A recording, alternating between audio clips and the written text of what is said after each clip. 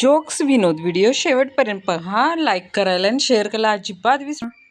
सैल कपडे घालून आलेला तरुणीस फॅक्टरी मॅनेजर पप्पू म्हणाले, मॅनेजर पप्पू, असे सैल कपडे घालून आला तर ते मशीनमध्ये अडकण्याची शक्यता आहे.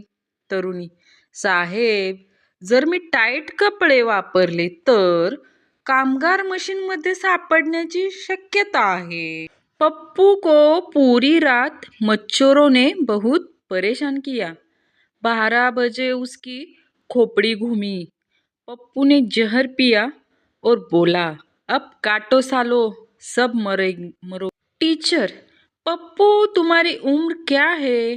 पप्पू, जी घर में 14 साल, स्कूल में 12, ट्रेन में 7 और फेसबुक पर 18 साल. पप्पूची आजी मेली. शेजारील एक माणूस, आजे मला पण घेऊन जायचं की ग आजे. त्याला बघून शेजारच्या 2-4 बायका, मावशी आम्हाला पण घेऊन जायचं ना, आम्हाला सोडून एकटीच का गेलीस ग आजे. पप्पू, अरे हे काय चाललंय, म्हातारी काय तेवरा करून फिरायला गेलीये काय तुम्हाला सोबत न्यायला.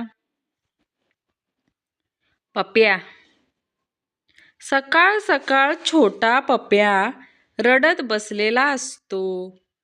तर त्याचे वडील त्याला विचारतात, काय रे बाळा, काय झालं. पप्या काहीच बोलत नाही. त्याचे वडील परत विचारतात, अरे मी तुझा मित्र ना, मग का रडतोस रे, सांग ना.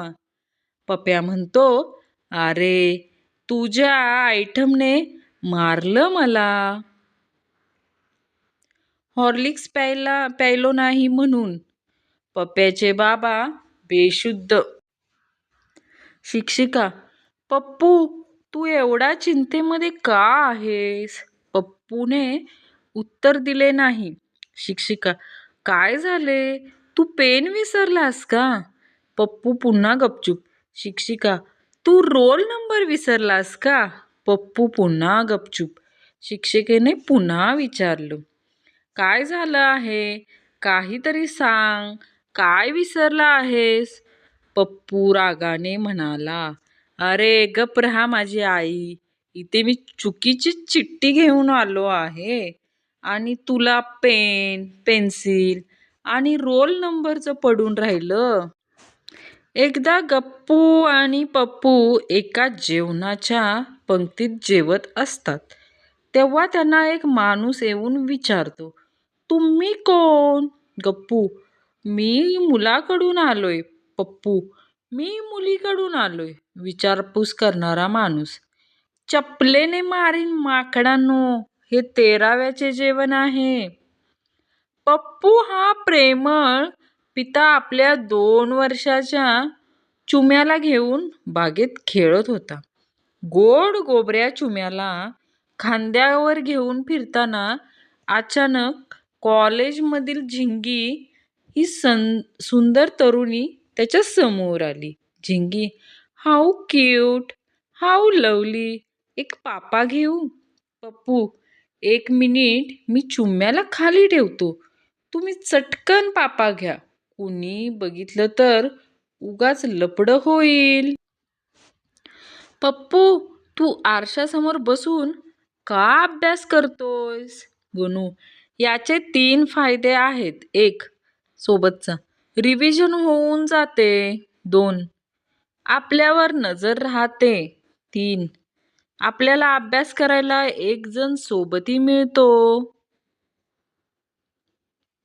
रिक्षावाला, 50 रुपये झाले. पप्पू, हे घे 25 रुपये. रिक्षावाला, ही काय दादागिरी. पप्पू, बरोबर आहे, तू पण आलास ना रिक्षात बसून, मग तुझं भाडं मीच भरू काय.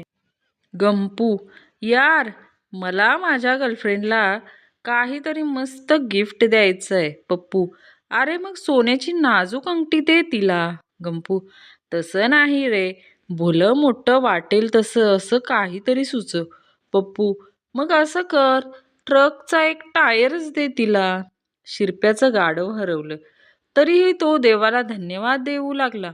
पप्पू, काय रे शिरप्या, तुझं गाढव हरवलं आणि तरी बी तू देवाचे आभार मानतोयस? पप्पू, अरे बाबा, देवाचीच कृपा की त्या गाढवावर बसलो नव्हतो, नाहीतर मी पण हरवलो असतो की. एकदा गप्पू आणि पप्पू एका जेवणाच्या पंक्तीत जेवत असताना त्यांना एक माणूस येऊन विचारतो, तुम्ही कोण? गप्पू, मी मुलीकडून आलोय. पप्पू, मी मुलीकडून आलोय. विचारपूस करणारा, चपलेने मारीन माकडानो, हे 13व्याचे जेवण आहे. पप्पूने एका मुलीला प्रपोज केलं, पण त्या मुलीने त्याला नकार दिला. मग काय, पप्पूने ऑटो रिक्षा घेतली आणि तिच्या कॉलनीमध्ये चालवू लागला. आता ती रोज पप्पूला थांबवते आणि पप्पू तिला नकार देऊन पुढे जातो. याला म्हणतात बदला घेणे. पप्पू, मम्मी, आपल्या शेजारच्या मावशीची 2-2 नावं आहेत काय? मम्मी, नाही बेटा, त्यांचं नाव जया आहे. पप्पू, पण डॅडी तर त्यांना डार्लिंग म्हणत होते. पप्पूला ऑफिसला यायला उशीर होतो आणि त्यामुळे बॉस पप्पूची शाळा घ्यायचं ठरवतो. बॉस, पप्पू सांग, इंग्रजीत काळ किती प्रकारचे असतात? पप्पू, 3. बॉस, तिघांचे एक एक उत्तर सांग. पप्पू, काल मी तुमच्या मुलीला पाहिलं, आज मी तिच्यावर प्रेम करतो आणि उद्या मी तिला पळवून नेणार आहे. नवऱ्याचा फोन नेहमी लॉक असायचा. पासवर्ड पण काहीतरी अवघड ठेवला होता. एके दिवशी फोन लॉक न करता नवरा वॉशरूमला गेला. बायकोनं संधी साधली. तिनं नवऱ्याचे मेसेज तपासायला सुरुवात केली. थोड्या वेळाने नवरा तिथं आला. बायकोनं रागानं लालबुंद झाली होती. नवरा, काय झालं? सगळं ठीक ना? बायको संतापून, हा पप्पू प्लंबर तुम्हाला का विचारतोय? जानू, जेवलास का म्हणून. पप्पू, डॉक्टर, माझ्या कानात सतत गुणगुण ऐकू येते. डॉक्टर, असं कधी कधी होतं तुम्हाला? पप्पू, वॉकमन लावल्यावर.